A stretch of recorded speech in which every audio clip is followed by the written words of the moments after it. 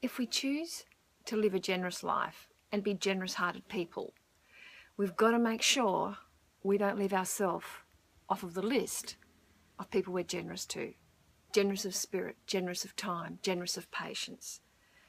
So many people burn out and get disenchanted and feel like the world is taking from them and they're getting exploited because they leave themselves off of the list of people that they are generous to.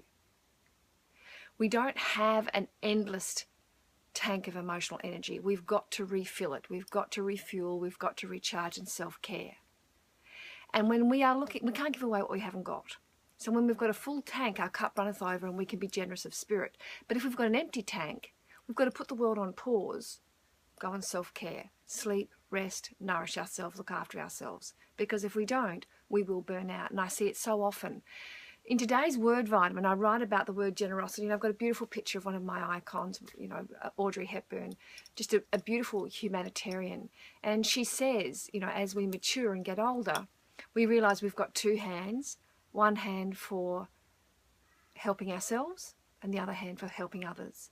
Now, if we don't keep that balance of helping ourselves and helping others, we will burn out. If we use both hands to help others or both hands only to help ourselves, we get out of balance.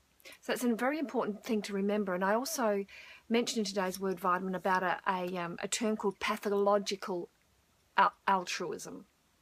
So people that are pathologically helpaholics, rescuers, that consistently give everything away.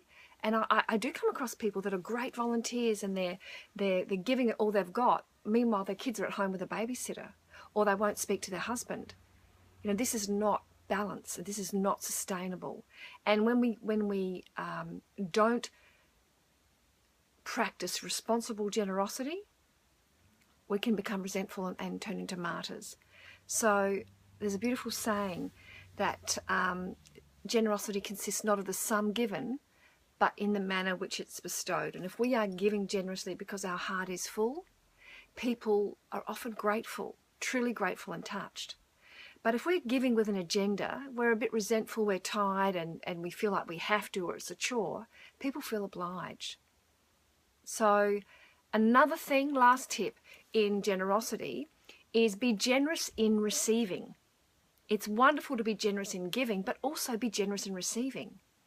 You know, when a child wants to make you a cup of tea, albeit it's like dishwater, you know, to say thank you, to allow people to give to you. And if you're a high achiever and a busy person, you're probably very self-supporting and self-sufficient, but allowing somebody to do something for you, you know, rather than being the one that always does the dominance of giving, keeps that balance as well. So that's something I have to work on, in just allowing those that love me to give and do for me as well. So just a last thought for today: generosity, kindness and humour is what makes us truly rich. So food for thought on this beautiful word generosity. Let's just double check we're not becoming helpaholics or martyrs.